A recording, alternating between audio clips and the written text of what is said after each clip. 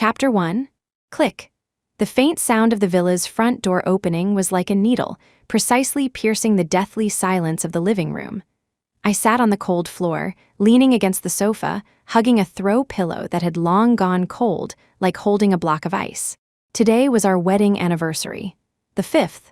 On the dining table, the cake I'd baked myself still sat there, candles burnt out, the frosting slightly slumped, much like my heart at this moment. He was back. Hayden Blackwood. My husband in name only, the master of this gilded cage. His footsteps approached, unhurried, carrying his usual coldness and oppressive aura. I didn't even need to look up to imagine the distant expression currently on his face. 5 years and he hadn't changed a bit, but I felt like I couldn't hold on much longer. Still awake? He stopped in front of me, looking down, his voice devoid of emotion. I didn't speak, just raised my head and slowly unfolded what I'd been clutching in my hand, presenting it to him. It was a bracelet, a platinum chain with a small, delicate ballet slipper charm. Even in the dim light of the living room, it glinted with a cold sheen. I'd found it in his study, in a drawer that was never locked, yet one I was never allowed to touch. When Hayden Blackwood's gaze fell on the bracelet, a crack finally appeared on his perpetually icy facade. A minuscule, almost imperceptible tightening of his pupils. He recognized it. "Ha, you went into my study without permission?" His voice dropped suddenly, laced with displeasure at the transgression. See. He didn't even bother asking how I found it or why I knew of its existence. He only cared that I'd broken his rule. My heart felt like it had been soaked in ice water, then thrown into boiling oil, tormented over and over. "Hayden Blackwood," I began, my voice as dry as sandpaper. "Who is she?" I knew the answer, but I had to ask him directly. I wanted to see how he'd lie, how he'd brush it off. He didn't answer immediately. Instead, he bent down and picked up the bracelet disdainfully between 2 long fingers, as if it were something unclean. No, perhaps not disdain. Perhaps it was fear. Fear that I, the illegitimate Mrs. Blackwood, would taint the treasured memento of the woman enshrined in his heart. "It has nothing to do with you." After a long moment, he finally uttered those words, cold as icicles. Nothing to do with me. How laughable. 5 years of marriage, sharing the same bed, and in the end, the person in his heart, that cherished object, had nothing to do with me. The resentment that had been building inside me for so long finally exploded. I shot to my feet. Having sat for so long, my vision momentarily blurred, and I swayed. "Hayden Blackwood," I practically screamed, using all my strength. 5 years, what exactly do you take me for? A bed partner to summon and dismiss at will? Or just a tool to deal with the elders and serve as window dressing for you? He seemed startled by my outburst, frowning slightly. A flash of impatience crossed his eyes, but mostly unfamiliarity, as if he'd never truly known me. "Eleanor Vance," he addressed me by my full name, his tone a warning. "Know your place." My place. As Mrs. Blackwood, a status that couldn't be made public, couldn't see the light of day, couldn't even occupy a corner of his heart. Just then, his phone, tucked away in the pocket of his jacket near the entrance, rang incongruously. The ringtone was unusual, not his standard one. Hayden glanced at the caller ID, and his impatient expression instantly softened. Yes, softened, with a warmth I'd never seen on his face, carrying a subtle hint of nervousness and indulgence. He didn't even try to hide it, answering the call right in front of me. "Vivi?" His voice held a gentleness I'd never heard before.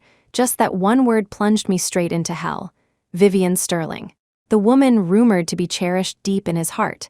So that's why he was so late tonight? Not because of work, but because of her. I watched him walk to the window, his back to me. His voice was low, but I could still make out the careful reassurances and promises. "Don't overthink it, okay? What happened back then, I owe you. I'll make it up to you. Her, don't worry about her." That her, naturally, referred to me, such a casual dismissal. Don't worry about her.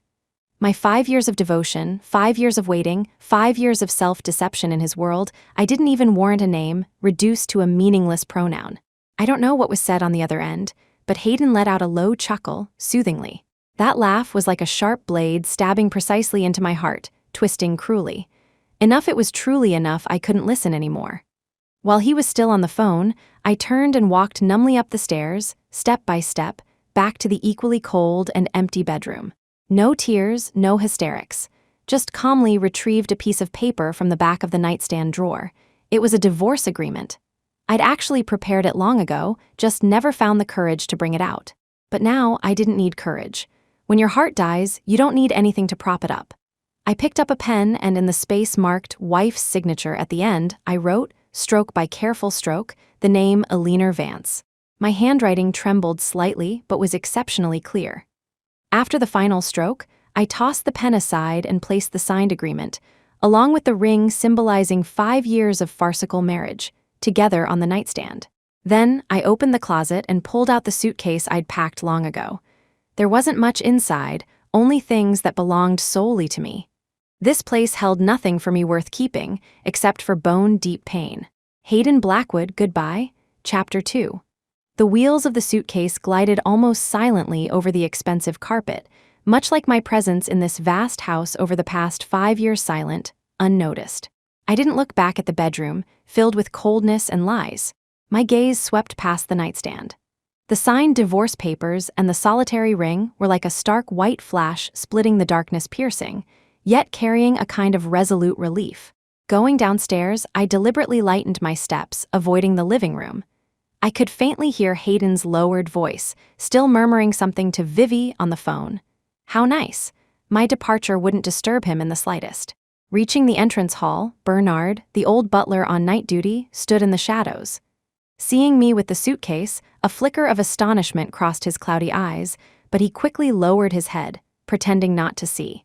He was a long-serving member of the Blackwood household. His loyalty was solely to Hayden. I gave him a slight nod, a final farewell, and pulled open the heavy front door. The cold pre-dawn wind rushed in, carrying a cool dampness. It hit my face, yet strangely cleared my muddled head somewhat. It wasn't light out yet, only the distant city neons flickered like phantoms against the night sky. A pre-booked car I'd arranged earlier waited quietly under a streetlight not far from the estate gates. Pulling my suitcase, I walked, step by step, out of the magnificent prison that had confined me for 5 years. No looking back, no need to look back. The car door opened, I got in and gave an address I knew by heart, my best friend Sophie Miller's apartment. Blackwood Manor, I won't be coming back here again. I murmured to the pale-faced, hollow-eyed reflection in the rearview mirror, like delivering a final verdict. The car started, merging smoothly into the traffic, leaving the brightly lit yet ghost-like manor far behind. Meanwhile, back at Blackwood Manor, in the second-floor study, Hayden Blackwood finally ended his call with Vivian Sterling. A trace of subtle tenderness lingered in his features, but was quickly replaced by his habitual coldness. He put down his phone and rubbed the bridge of his nose. Tonight's disturbance by Alistair Vance had almost made him forget important matters. Vivian was emotionally unstable and needed placating.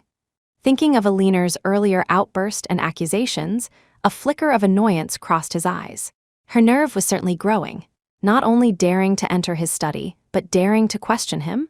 Had 5 years of comfortable living made her forget her place and her duties? He turned to go back to the bedroom, intending to see if that woman was still sulking. However, when he pushed open the bedroom door, it was empty.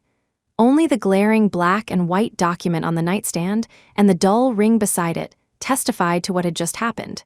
Hayden's steps halted. He walked over and picked up the divorce agreement, his gaze fixed on the name Alistair Vance at the end. The signature was clear, carrying a desperate finality. His brow instantly furrowed, not out of heartache, but from the irritation of disrupted plans and a faint sense of losing control. She actually dared to sign, and left the ring? Was she serious?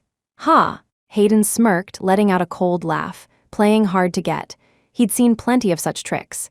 Did she think this would capture his attention, maybe even make him compromise? Naive. He casually tossed the agreement onto the desk, the paper making a crisp sound. His eyes swept over the empty walk-in closet. Alistair Vance's things were indeed gone. She'd left quite decisively. Hayden took out his phone, instinctively wanting to call his assistant, have someone find her and escort her back. But his finger paused as it swiped across the screen. He stopped. Forget it. Let her cool down. Once she thought things through, she'd naturally come back. After all, without the Blackwood family, without the Mrs. Blackwood title, where could Alistair Vance possibly go? He wasn't about to waste time and energy on a woman throwing a tantrum. Hayden put his phone away and headed towards the bathroom. As for the divorce agreement, just a worthless piece of paper. Their marriage had never been hers to decide. Soon, the sound of running water came from the bathroom. The steam fogged the mirror, blurring the reflection of the man's handsome yet cold face and temporarily concealing the faint sense of emptiness. In his heart, an emptiness even he hadn't noticed. He didn't know that this time, Eleanor Vance was truly gone and she would never come back. Chapter 3. I spent 3 days in Sophie Miller's apartment, not spacious, but warm enough. The first day passed in a haze of sleep and nightmares. My body screamed exhaustion, but my heart felt terrifyingly empty. The second day, Sophie took the day off to stay with me. After thoroughly cursing Hayden Blackwood, she silently held me, letting me soak her shoulder with tears and snot. The third day, I deleted every contact from my phone that could possibly connect me back to Hayden, leaving only my lawyer's number. For 3 days, my phone remained unnervingly silent. No calls, no messages from Hayden, not even a single inquiry passed through a third party. It was as if Eleanor Vance, along with those 5 years of marriage, had truly evaporated from his world the moment I signed my name. Watching my growing silence, Sophie asked cautiously, "Ellie, there's been absolutely no word?" I managed a weak pull at the corners of my lips, unable to form a real smile. Maybe he couldn't wait for me to get lost. After all, the obstacle between him and his cherished memory had finally removed herself. A dull ache still throbbed in my chest, but it was overshadowed by a numb chill. Fine. The colder he was, the cleaner my break could be. So, what are you planning to do now? Sophie watched me worriedly. Gazing out at the gray, overcast sky, I took a deep breath. Leave here. Leave this city that held 5 years of my humiliating love and crushing heartbreak. Go somewhere no one knew Hayden Blackwood, and no one knew I was the ridiculous Mrs. Blackwood. Start over. Those 2 words were easy to say, but the reality felt heavy as a mountain. But I had no other choice. Sophie didn't ask more questions, just squeezed my hand tightly. Wherever you go, I support you worst case. I'll quit my job and go with you. I shook my head, my eyes stinging. Soph, thank you. But this time, I want to go alone. Some paths must be walked alone. Some hurdles must be overcome by oneself. I needed to completely sever ties with the past, including my reliance on friends. I needed to find that independent, resilient Eleanor Vance who existed before Hayden Blackwood. Chapter 4. 4 years later, Seacliff City. The damp sea breeze fluttered the curtains, carrying the salty air and the faint sound of distant waves. I sat at my design desk by the window, fingertips tracing the supple leather, putting the finishing touches on a custom bag for a client. Sunlight streamed through the blinds, casting dappled patterns on me. 4 years is enough time to change many things.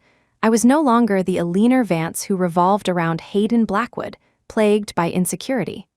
I had my own studio, small, but enough to sustain myself. I'd cut my hair short, learned to be calm, and grown accustomed to solitude. Except, Mommy, a soft, childish voice interrupted my thoughts, laced with the sleepiness of just waking up. Putting down my tools, I turned, a smile automatically lifting my lips. A small figure rubbed his eyes, padding out of the bedroom barefoot, stumbling slightly. His eyes, like dark grapes, were so much like. I cut the thought short, walked over, and lifted him into my arms. Noah, why are you awake? Didn't you want to sleep a little longer? Noah Vance, my son. When I left that city 4 years ago, I hadn't known that a new life was quietly growing inside me. It was this little one who had sustained me through those initial dark, agonizing days. He was my light in the darkness, the entire reason I found the strength to stand again. Hungry? The little boy snuggled against me, small arms wrapping around my neck, his voice soft. Okay, Mommy will make you some baby food right now. I carried him towards the kitchen, my heart melting with tenderness. These 4 years, Noah and I had lived peacefully in Seacliff City. Sophie flew down occasionally to visit, complaining that Hayden was still single and that Vivian Sterling hadn't seemed to successfully secure her position either. That news, when I heard it, no longer stirred any ripples within me. Hayden Blackwood, Vivian Sterling. Those people and events felt like memories from another lifetime, hazy and distant. I thought we would continue living this peaceful life indefinitely. until the day I received a call from that city I had left behind. It was my mother's attending physician. "Miss Vance, your mother's condition isn't very good. She might need an interventional procedure soon, and we need a family member's signature." In that instant, the lake of my heart, calm for 4 years, had a massive boulder dropped into it. My mother was my only family. When I left, she was still in the sanatorium, her condition relatively stable. I paid the hefty fees on time every month, but for certain reasons, I had kept my divorce from Hayden a secret from her, and Noah's existence as well. Now, I had to go back to the place I swore I would never set foot in again. Holding Noah, who looked up at me with innocent eyes, my heart sank bit by bit. What was bound to happen couldn't be avoided forever, could it? Chapter 5. The plane landed in the familiar city, the roar of the engines vibrating uncomfortably in my ears. The moment I stepped out of the airport terminal, seeing the familiar yet alien buildings before me, I instinctively hugged Noah tighter. 4 years. This place seemed unchanged, still prosperous, still cold. Noah's eyes widened with curiosity, his little finger pointing at a nearby fountain. "Mommy, water, lots of water," I forced a smile. "Yes, does Noah like it?" Like it, taking a deep breath, I suppressed the unease churning inside me, pulled my small suitcase, and headed towards the taxi stand. To avoid drawing attention, I'd chosen the earliest flight, so the airport wasn't too crowded. However, just as I was about to exit, a commotion erupted behind me. Several men in black suits, clearly bodyguards, were escorting a figure, walking briskly towards the VIP channel. That figure. Tall, imposing, radiating an innate sense of pressure. My heart skipped a beat. It was him, Hayden Blackwood. What was he doing here? Almost reflexively, I spun around, trying to bury Noah's face in my shoulder and blend into the crowd. But I forgot how intense a child's curiosity can be. Just as I turned, Noah twisted his little head and called out brightly, "Airplane, mommy, look, big airplane." He pointed towards a conspicuous private jet on the tarmac nearby. And Hayden, seemingly drawn by the clear childish voice, subconsciously turned his head. Our eyes met, across a distance of several meters, across 4 years of time. His gaze, like a sharp shard of ice, instantly pinned me to the spot. Time seemed to freeze in that moment. I saw the fleeting shock in his eyes, followed by an impenetrable darkness scrutinizing, probing, finally landing on Noah in my arms. Noah saw him too, this sudden appearance of a powerful, intimidating stranger. The little boy, slightly shy, shrank back into my embrace, only peeking out with his grape-like eyes, observing him curiously. Hayden's gaze lingered on Noah's face, a face that was practically a miniature version of his own. The expression on his face became incredibly complex in an instant. Shock, disbelief, fury, and a flicker of intense emotion I couldn't decipher. "It's over." Those were the only words in my mind. He recognized him. He must have recognized him clutching Noah. I practically fled, desperate to dive into the nearest taxi. "Stop!" A cold, low command barked from behind me, allowing no objection. Several black-suited bodyguards quickly moved forward, silently blocking my path. My back to him, my body stiff as a board, even my breathing trembled. Footsteps approached from behind, carrying that familiar oppressive weight, step by step crushing my feigned composure. "Alistair Vance." He said my name, his voice hoarse, as if squeezed from deep in his throat. "The child in your arms, whose is he?" Chapter 6. "Let go of me," I struggled, trying to push away the bodyguards blocking my path, my voice trembling with fear and anger. Hayden had reached me now. He looked even more composed and reserved than 4 years ago, but the sharp coldness in his eyes hadn't diminished. If anything, it was more intense. Those deep, dark eyes were currently locked onto Noah in my arms, as if trying to see right through him. Noah was frightened by the commotion, his little face pale. He clung tightly to my neck, burying his head in my shoulder, whimpering softly, "Mommy." Scared, my heart ached for him. Patting his back gently, I lifted my head to meet Hayden's consuming gaze, forcing my voice to sound calm. "Mr. Blackwood, please move aside. We don't know each other." "Don't know each other." Hayden sounded as if he'd heard the world's biggest joke, a cold curve lifting his lips. "Alistair Vance, 4 years have passed, and your lying skills have certainly improved." His gaze returned to Noah, sharp as a knife. "Whose child is he?" "None of your business," I blurted out, my tone sharper than I intended. None of my business. Hayden stepped closer, his powerful presence making it hard to breathe. Alistair Vance, look me in the eye and say that again. I was forced to look up, directly into his eyes, which churned with anger and inquiry. There wasn't a shred of affection for me in them, only the fury of being deceived and violated, the annoyance of his possession having slipped his control. My heart felt pricked by a needle, a dense, stinging pain. Clenching my jaw, I enunciated clearly, word by word, Mr. Blackwood, I've already told you, whose child he is has nothing to do with you. We divorced 4 years ago, didn't we? I deliberately emphasized the word divorced. To remind him, and to remind myself, we were long over. Hayden's face instantly turned ashen, the chill radiating from him almost palpable. He stared hard at me as if searching for signs of deceit. Divorced? He scoffed, his tone radiating absolute control. Did I sign anything? I froze. Right. I had left the agreement and walked out, never knowing if he actually signed it. For 4 years, I deliberately avoided thinking about it, subconsciously assuming it was all finalized. But now, his single sentence yanked me back to reality. Legally, I might still be his wife. The realization plunged me into an icy abyss. Whether you signed it or not, I took a deep breath, forcing myself to remain calm. Our relationship ended the day I left. Mr. Blackwood, please have some self-respect and please let me go. Let you go? Hayden's eyes turned dangerous. Alistair Vance, you disappeared for 4 whole years with my child, and now you want me to let you go? He's not yours, I practically shrieked, my arms trembling as I held Noah tighter. Hayden Blackwood, don't flatter yourself. I didn't know why I denied it. Perhaps it was a protective instinct. Perhaps it was resentment for how he'd treated me back. Then what right did he have to snatch my child now? Noah was mine alone. Seeing my vehement denial, the fury in Hayden's eyes gradually subsided, replaced by a deeper, chilling coldness. Whether he's mine or not, he began slowly, his tone holding an unshakable certainty, we'll find out soon enough with a test, won't we? He nodded subtly to a nearby bodyguard. Alarm bells screamed in my head. I instinctively held Noah even tighter. Hayden Blackwood, you wouldn't dare? Watch me. He looked at me coldly, his eyes devoid of warmth. Alistair Vance, the game is over. This time, you're not going anywhere. Chapter 7. In the end, I couldn't leave the airport with Noah. Hayden's men surrounded me, forming an impenetrable human wall. Holding a trembling Noah, my back ramrod straight, my eyes filled with despair and helplessness. 4 years. I thought I had become strong enough to face anything. But before this man, all my pretense and strength crumbled. He was like a predestined calamity in my life.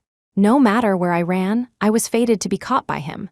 Scattered gazes started turning our way, filled with curiosity and speculation. Hayden's prominence was too great.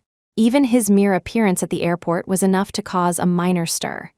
I couldn't clash with him here, and I certainly couldn't expose Noah to prying eyes. Hayden Blackwood, what exactly do you want? I lowered my voice, a plea creeping into my tone. This is a public place. Do you really have to make a scene for everyone to see? He looked at me coldly, as if my concerns were trivial. So what if it becomes a scene? Letting everyone know that you, Alistair Vance, are Hayden Blackwood's woman, and even gave me a son, wouldn't that be better? You bastard, I trembled with rage.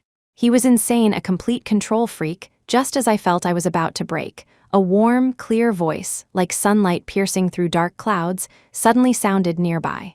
Alistair? Noah. What are you doing here? I whipped my head around to see a familiar face, etched with concern and surprise. It was Alistair Finch, a renowned cardiothoracic surgeon in Seacliff City, and one of the few friends who knew I was raising a child alone and had offered me much help over the years. What was he doing here? Alistair? I felt like I'd grasped a lifeline, my eyes instantly welling up. Alistair strode over quickly. Seeing Noah frightened in my arms and the tense atmosphere around us, he immediately frowned. He subtly pulled me behind him, shielding me from Hayden's invasive gaze. Sir, Alistair addressed Hayden, his tone gentle but carrying an undeniable presence. May I ask if my friend has offended you in some way? If there's a misunderstanding, perhaps we could find a more private place to discuss it calmly. Hayden's gaze fell on Alistair, sharply assessing him from head to toe with scrutiny and hostility. 2 equally outstanding men faced off silently in this small corner of the airport lobby. The air crackled with tension. Your friend, Hayden raised an eyebrow, his tone laced with mockery. "Mr. Finch, is it? I advise you not to meddle in affairs that don't concern you. Alistair and Noah are my friends. Their affairs are not meddling," Alistair countered without yielding, his tone still gentle but firm. "Besides, forcibly restricting someone's freedom in a public place doesn't seem appropriate, does it, Mr. Blackwood?" He knew Hayden. A flicker of surprise crossed my mind. Hayden clearly hadn't expected the other man to know him, nor to be so assertive. He narrowed his eyes, his voice cold. "This is a family matter between her and me."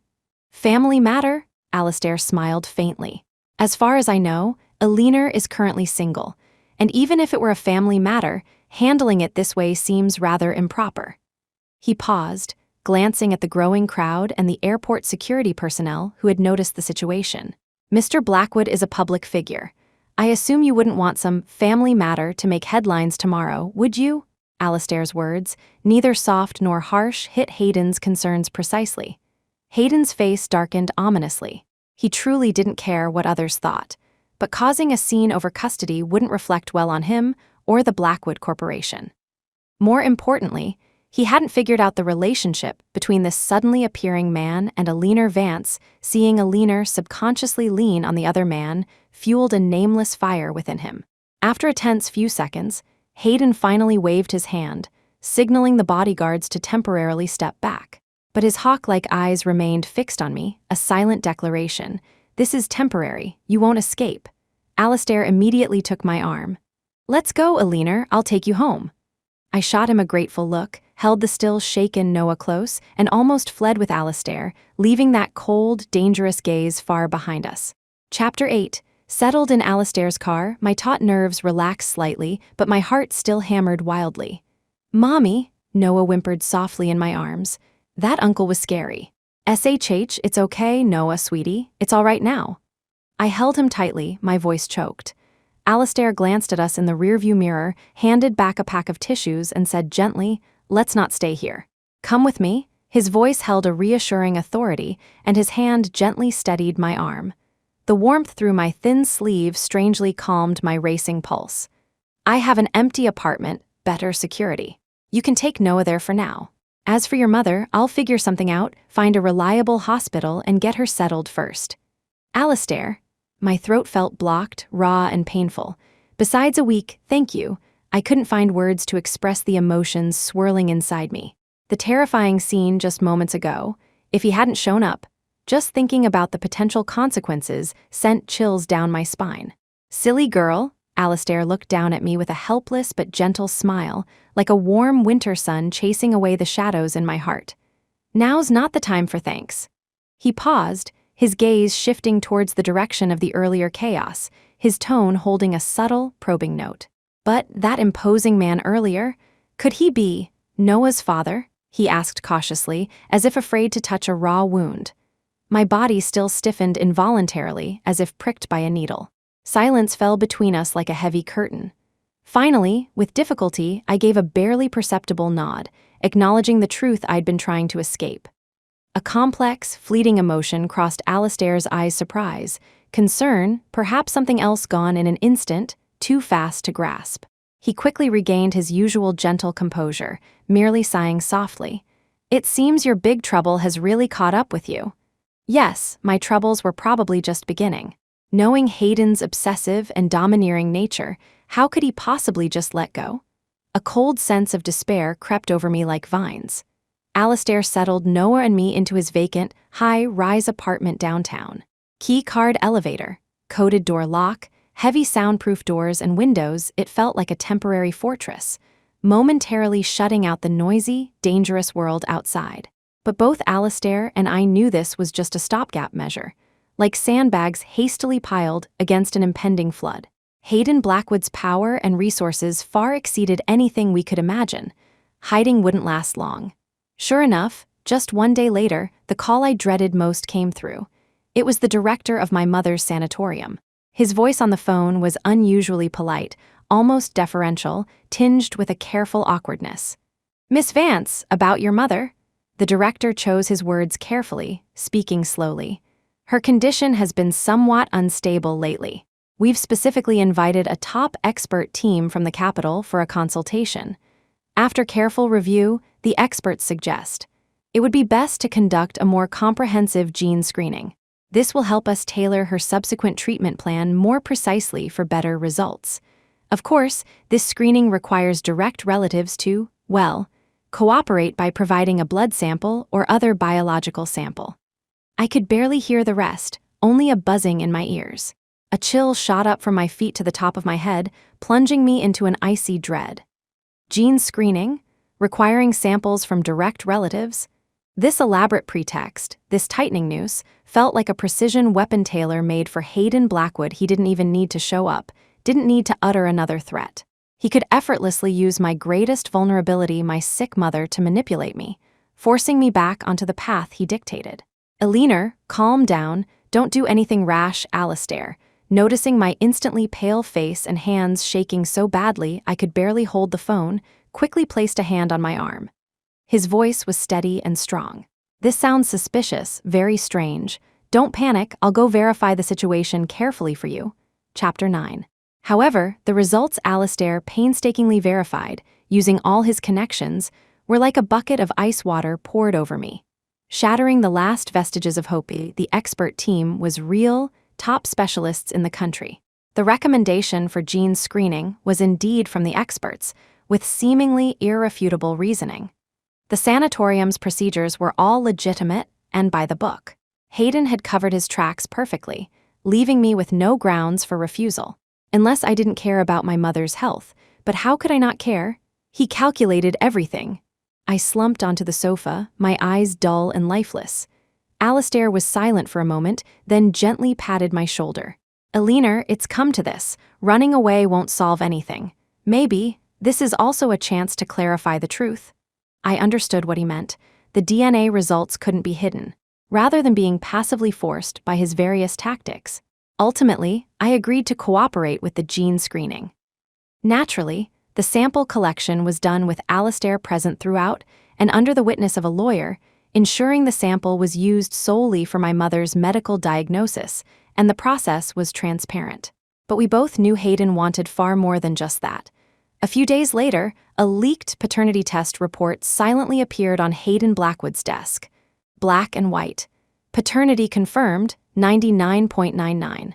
In that moment, I could vividly imagine the cold, triumphant gleam in Hayden's eyes as he read the report. Almost simultaneously, my phone rang. It was Hayden. Staring at the familiar yet distant number, I took a deep breath and answered. Eleanor Vance, his voice came through the receiver, tinged with an almost imperceptible satisfaction, perhaps suppressed anger too. Now, what do you have to say? What do you want? I asked wearily. I want my son. His tone allowed no argument. And you? Impossible, I blurted out. Possible or not, it's not your decision. Hayden's voice turned cold. Eleanor Vance, don't test my limits again. Bring my son and come back to my side. Otherwise, he didn't finish, but the unspoken threat coiled around my heart like a venomous snake. Mommy, Noah, sensing my distress, ran over and hugged my leg, his little face full of worry. Looking into my son's clear eyes, my weakness, yet also my armor. Hayden Blackwood, I said slowly and clearly, word by word, you can have your son, but I want you to sign the divorce papers.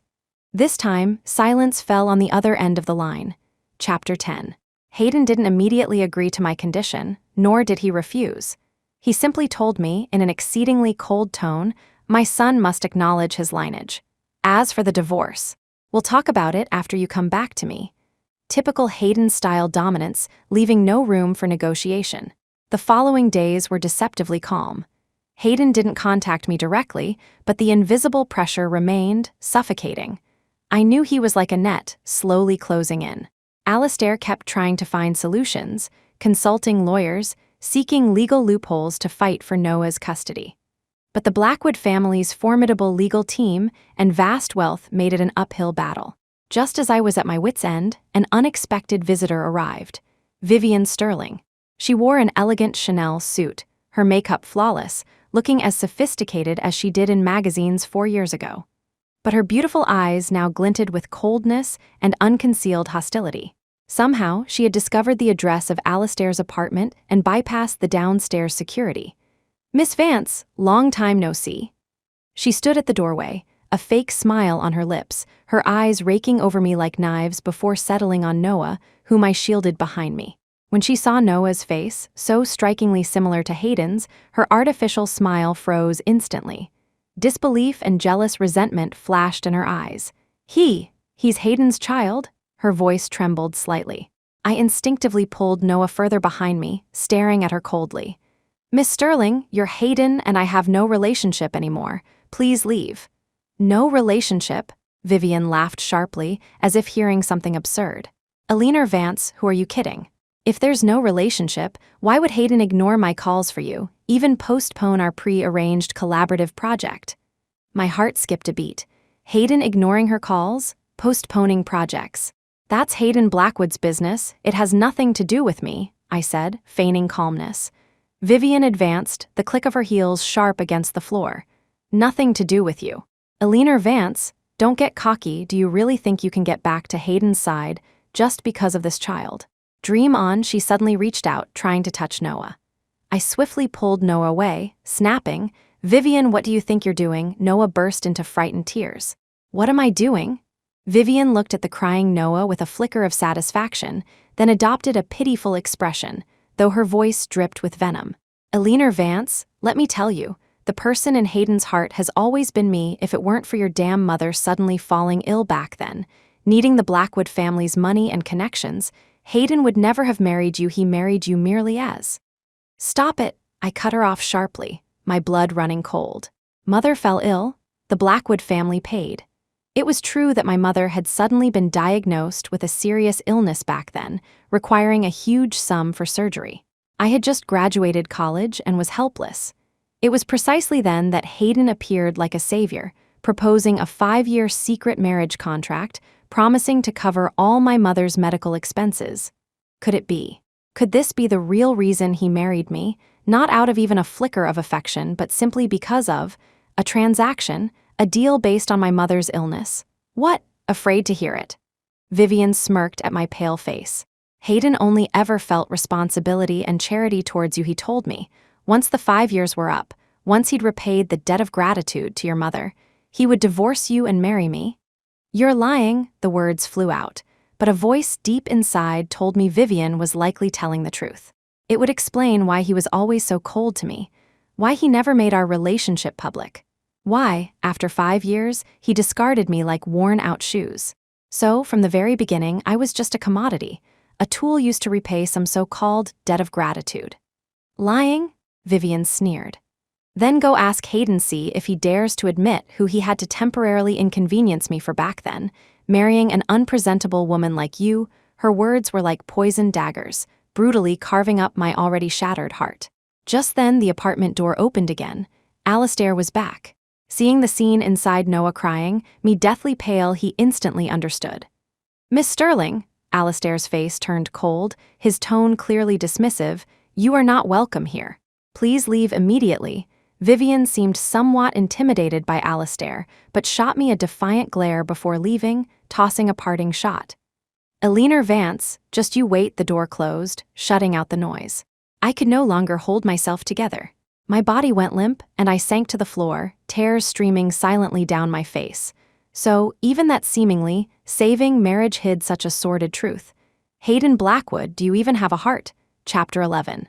Vivian's visit was like a poisoned thorn lodged deep in my heart. Her words, married you to repay the debt of gratitude to your mother, echoed relentlessly in my mind, shattering any lingering illusions I held about the past. The following days, I moved like a zombie, caring for Noah, becoming my only anchor. Alistair saw my state and was deeply worried but unsure how to comfort me. He tried to investigate the debt the Blackwoods supposedly repaid when my mother fell ill, but the family was tight-lipped, yielding no clues. Hayden, too, seemed to have vanished, making no further contact. This calm before the storm was more suffocating than ever. Then, a week later, on a rainy night, the doorbell rang. The figure on the security monitor made my heart stop. It was Hayden. He stood under a black umbrella in the rain, the shoulders of his suit jacket damp, looking somewhat disheveled. But his eyes remained deep and sharp, staring directly at the camera as if he could see me through the screen. Alistair wasn't here. He had an important surgery tonight. After much hesitation, I finally opened the door. Some things had to be faced head-on. Hayden closed his umbrella and stepped inside, bringing the night's chill with him. He didn't look at me. His gaze immediately found Noah, who had run out from the bedroom. Seeing him, Noah instinctively hid behind me, peeking out timidly. Hayden's Adam's apple bobbed. He crouched down, trying to appear less intimidating. "Noah, don't be scared, I'm..." "Daddy?" The word daddy sounded stiff, yet held an underlying, careful tenderness. Noah blinked his big eyes, looking between Hayden and me as if seeking confirmation. I neither stopped nor encouraged him, just watched silently. Hayden took an exquisitely packaged Transformer toy from his pocket and offered it to Noah. "Do you like it?" Noah glanced at me. Seeing no objection, he hesitantly reached out, took the toy, and whispered, "Thank you, Daddy." A flicker of softness seemed to touch Hayden's eyes for an instant, but it quickly reverted to his usual deep inscrutability. He stood up, turning his gaze to me. "I need to talk to you." I coaxed Noah back into his room, closed the door, and then turned to face him. "What do you want to say? Are you going to tell me you married me just to repay a debt?" I cut straight to the chase, my tone laced with self-mockery and ice. Hayden visibly stiffened. A complex mix of emotions, surprise, annoyance flashed across his handsome face, eventually settling into a deep weariness. "Vivian told you?" he asked, his tone certain. "Does it matter who told me?" I countered. "What matters is it the truth?" Hayden fell silent. After a long moment, he finally spoke, his voice low and hoarse. "Yes and no. What does that mean?" I didn't understand. "When your mother fell seriously ill, she needed a very rare specialized drug, unavailable domestically. Only the Blackwood family could obtain it through overseas channels. Providing the drug was my grandfather's decision, on the condition that..." He paused, seemingly finding it difficult to continue. "The condition was that I marry you." My heart felt like it was brutally squeezed, sinking heavily. "So?" He admitted it. "Why?" My throat was painfully dry. It took all my strength to ask. "The Blackwoods have everything. Why resort to such an almost absurd method, and why me specifically? I don't understand." "Because..." Hayden's gaze rested on my face, his expression a tangled mess of helplessness, fatigue, and even a hint of guilt I couldn't quite decipher. "Because years ago, during a very dangerous time, the person who saved my grandfather's life was your maternal grandfather. Before he passed, your grandfather asked my grandfather that if the Blackwood family ever had the means, they should look after his descendants, meaning your mother and you." He paused, his voice dropping lower. "My grandfather values promises and debts of gratitude above all else. He always kept that request in mind. In his view, marriage was the best, most secure way. It would fulfill the obligation and ensure that you and your mother would be provided for, free from hardship, for the rest of your lives." I froze completely, my mind blank, as if struck by lightning. My grandfather saved Mr. Blackwood Sr. Such a connection existed. These past events, like buried secrets, I had never heard a single word about from my mother. How many secrets did those bygone years still hold? "So?" My voice began to tremble uncontrollably, filled with an unbelievable sense of absurdity. "So you married me back then, not because of anything Vivian said about your family wanting something from mine, nor because of anything else, but because of an order from your grandfather, to repay my grandfather's life-saving deed?" "Yes." Hayden didn't avoid my gaze, admitting it frankly. He took a deep breath, as if shedding a heavy burden. "At that time, the Blackwood family wasn't stable internally.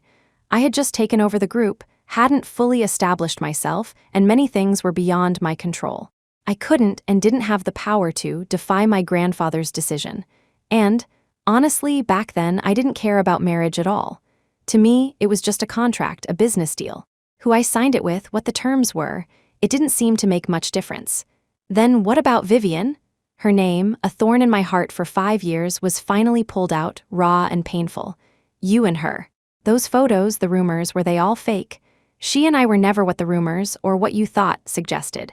For the first time, Hayden's tone held obvious irritation, even a degree of unspeakable helplessness.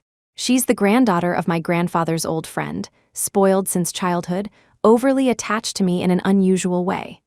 A few years ago, she had a dancing accident, injured herself badly, almost ending her career. She was emotionally unstable, extreme, even self-harmed. My grandfather was worried and asked me to look out for her, help her through it. That's all it ever was, really. He looked at me, his eyes deep as wells, trying to make me believe him. That bracelet, yes, I gave it to her. It was during her lowest point after the injury, to encourage her to get back on her feet. I kept it, not for any other reason, but simply because I didn't want to owe that favor. As for the calls you overheard, the supposed debt I owed her, much of it was just me placating her, saying things to manage her emotions. Then, why didn't you tell me sooner? The pent-up grief and pain of 5 years burst forth like a flood, overwhelming all my rationality. My eyes red, voice choked, I practically screamed at him. Why did you hide it from me all this time? Why did you let me misunderstand for 5 whole years, maybe even longer? Like a complete fool, do you have any idea what I went through these past 5 years? If I had known the truth sooner, even just part of it, maybe everything wouldn't have turned out this way. Could we have avoided some of the hurt, some of the missed chances? Tell you. A heavy self-mockery twisted Hayden's lips, tinged with deep powerlessness.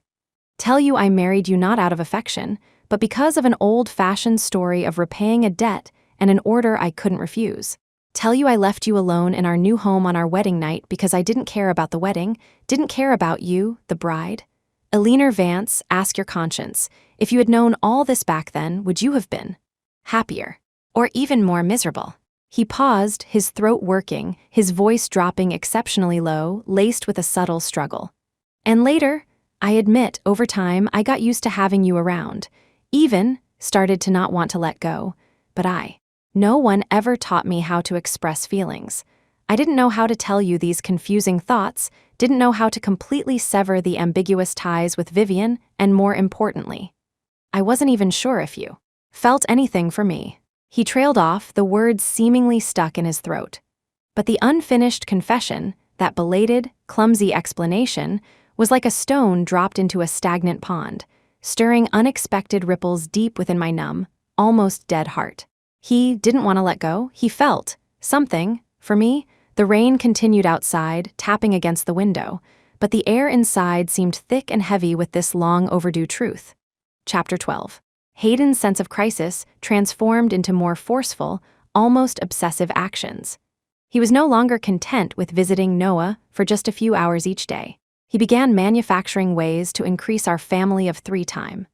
On weekends, he'd cancel all engagements to arrange so-called family activities, taking Noah and me to amusement parks, aquariums, or farms for hands-on experiences. He even bought the apartment unit above Alistair's, connected them, and converted it into a lavish children's playroom, solely so Noah could have more fun. His intentions were painfully obvious, delivered with an assertive pressure that allowed no refusal, attempting to pull Noah and me back into his sphere of control. This suffocating feeling left me utterly exhausted and resistant. Alistair's confession, like a seed, had taken root in my heart. I began to seriously question if entanglement with Hayden was what I truly wanted. Noah needed a father's love, but he also needed a healthy, peaceful environment to grow up in, not the constant emotional tug of war and dynastic struggles of his parents. Perhaps a clean break was the best option. That evening, Hayden stayed late again to play with Noah.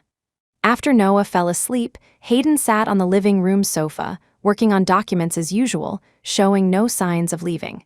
Taking a deep breath, I retrieved the reprinted divorce agreement from my room and placed it on the coffee table in front of him. The action was gentle, yet it felt like dropping a bomb into a calm lake.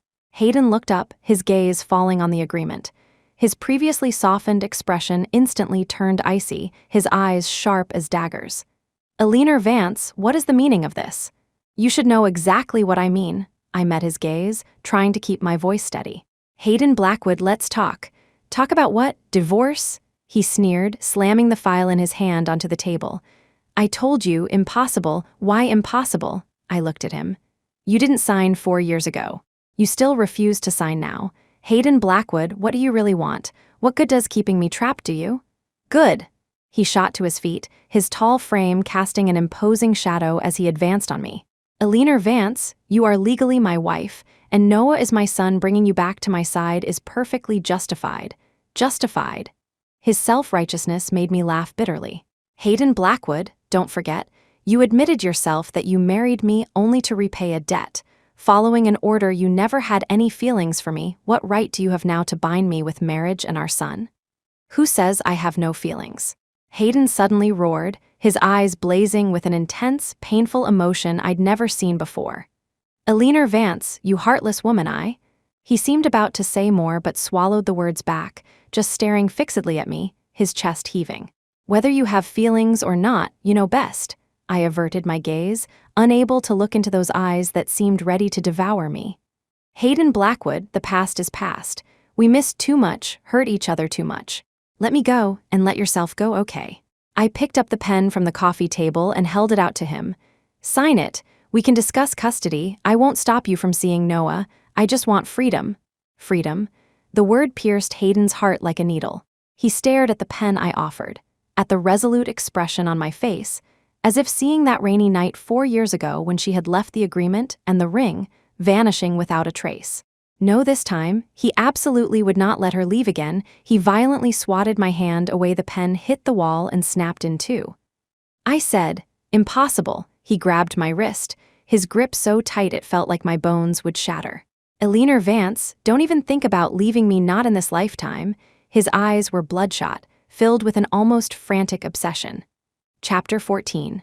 Hayden's loss of control startled me, but also ignited my own stubbornness.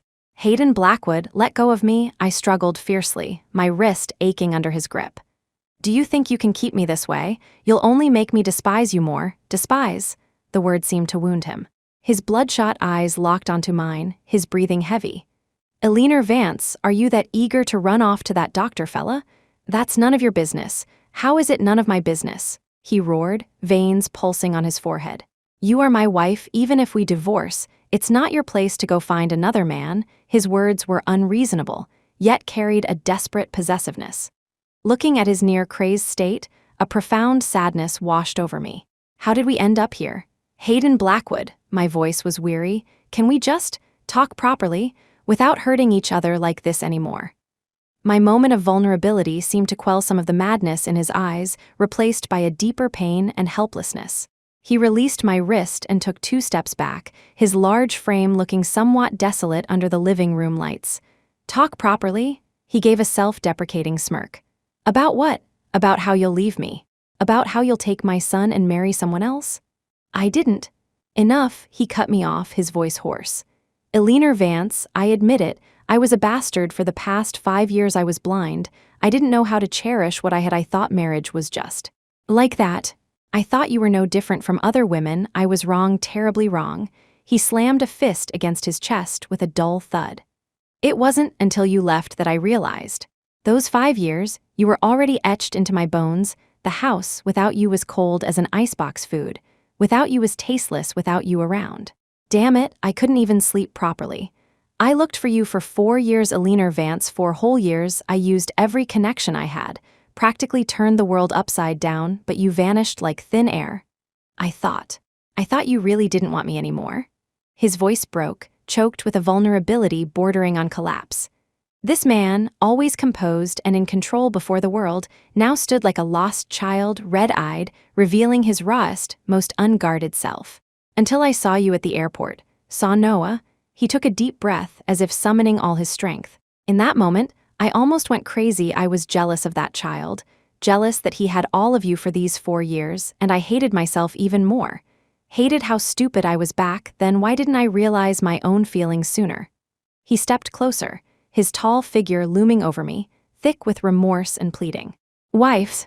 He reached out trembling, wanting to touch my cheek but afraid I'd pull away, his hand hovering midair. I know I was wrong. I really know I was wrong. Please, don't leave me again. Give me a chance to make it up to you and Noah, please. Tears slid down his face without warning, landing hot on the back of my hand. I was utterly stunned. Watching this man before me, stripped of all defenses and pride, weeping brokenly, begging for forgiveness. Was this really the aloof, cold, ruthless Hayden Blackwood? My heart felt like it had been struck hard, aching, constricted, a turmoil of emotions.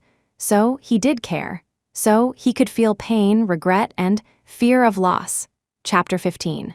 Hayden's tears, like a bursting dam, washed away the last defenses around my heart. Years of accumulated grievances, resentment, and bitterness seemed to find release upon witnessing his utter vulnerability. I didn't push him away, nor did I respond. I just watched him quietly, allowing him to display all his remorse and pain without reservation. Only his suppressed sobs and the soft patter of rain outside filled the living room. After what felt like a long time, he gradually composed himself, though his red-rimmed eyes remained locked on me, filled with the terror of impending loss. "Eleanor," he whispered my name carefully, his voice raw. I took a deep breath, looked away towards the dark, rainy window. "Hayden Blackwood," my voice was soft but held an unprecedented calm. "Tears and apologies don't erase past hurts." His body tensed almost imperceptibly, the nascent light in his eyes dimming instantly, like a candle blown out by the wind. "I know," his voice was low, heavy with a weariness born from harsh reality. "I know I owe you more than I can ever repay in this lifetime." But I didn't let him wallow in self-blame, turning back to face him, my gaze calm. "I also see that you've changed. At least now, you're willing to tell the truth." Even though these truths felt like rain arriving 5 years too late, long after the parched earth needed it most.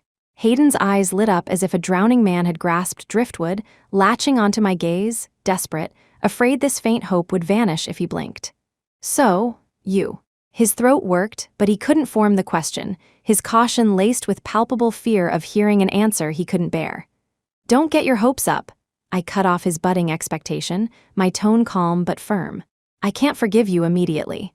5 years isn't 5 days. Trust, once shattered, takes time to piece back together and, more importantly, requires tangible proof from you." I looked at him, deliberately slowing my speech, ensuring every word registered. "If you are truly sincere, want to make amends, want to, start over, then show me your sincerity." I paused, then continued. "I can hold off on signing the divorce agreement for now. But starting today, our relationship, including Noah, enters a probation period." "Probation period?" Hayden blinked, seemingly processing the term, then overwhelming joy washed over him, his eyes practically overflowing with light. Okay, as long as it takes whatever you say, I agree really, I agree to everything." "Don't celebrate just yet." I poured cold water on his enthusiasm, lest he get carried away. "There are rules during the probation period. First, you must promise me not to interfere in my life or work using any coercive methods you deem, for my own good. This includes," I gave him a meaningful look, "who I choose as friends." Hayden nodded repeatedly, almost reflexively, like a schoolboy afraid the teacher would retract a reward. "Okay, I promise absolutely no interference. Second, learn respect. Respect my thoughts, respect my decisions, respect Noah's feelings. We are not your possessions, not pawns you can move at will." "Okay," he promised again, his attitude unprecedentedly serious and sincere, as if taking an oath. "Third," I frowned slightly, thinking, "I haven't thought of it yet, I'll tell you when I do." "Okay, whatever you say, tell me, whenever you think of it." Hayden responded without hesitation, as if terrified I might retract this precious opportunity the next second. Seeing him like this cautious, almost subservient, was a stark contrast to the arrogant, all-controlling Hayden Blackwood etched in my memory. A peculiar feeling washed over me, partly amusing, yet stinging my nose with unexpected emotion. If only he knew then what he knew now, perhaps things wouldn't have become so dire. "Also," I added, as if suddenly remembering, "move out of the upstairs apartment. Until you pass the probation period, it's better if we maintain some distance." The joy on Hayden's face froze for a second, obvious reluctance showing, but seeing the determination in my eyes, he swallowed his struggle, clenched his jaw, and nodded with difficulty. "Okay." Though these were just verbal agreements, practically non-binding, I knew that for someone as proud as Hayden, willingly humbling himself to accept these almost harsh conditions was, in itself, an unprecedented change. Perhaps this was a beginning. As for where the future would lead, whether this shattered mirror could truly be mended, I didn't know, nor did I dare to dwell on it. But I was willing, for Noah and perhaps, for the faint embers still glowing within my own heart, to give us both a chance to reevaluate each other and to rediscover ourselves. The rain outside had stopped sometime unnoticed. A crack appeared in the heavy clouds, allowing a sliver of dawn light, carrying nascent hope, to silently filter in, casting faint patches of light on the floor.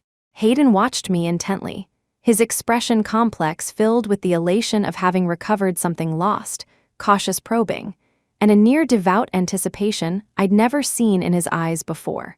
I didn't meet his gaze, just took a gentle breath, turned, and walked towards Noah's room. Pushing the door open softly, under the warm yellow glow of the nightlight, the little one was curled up under the covers, sleeping soundly. A slight smile played on his rosy lips, as if dreaming sweet dreams.